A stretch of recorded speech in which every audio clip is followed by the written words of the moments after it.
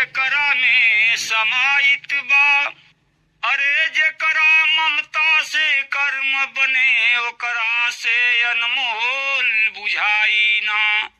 ओकरा सिवा सृष्टि के निर्माण के करी हो। ओकरा सिवा सृष्टि के निर्माण के करी हो।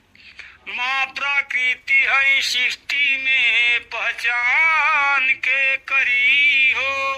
माँ प्रकृति है सृष्टि में पहचान के करी हो। सबसे सरल बा ममता माँ प्रकृति के इनकरा के केहू ना जाने। माई से शुरू और माई बे खत्म बा।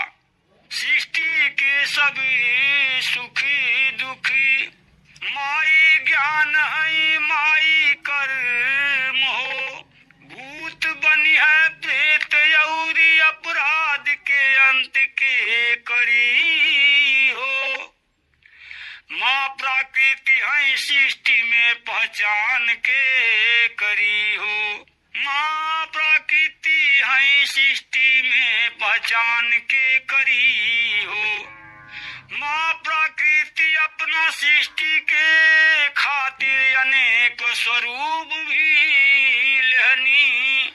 महिला अपराध जब तब है माई क्रोध में पीड़ित हो खेली माई।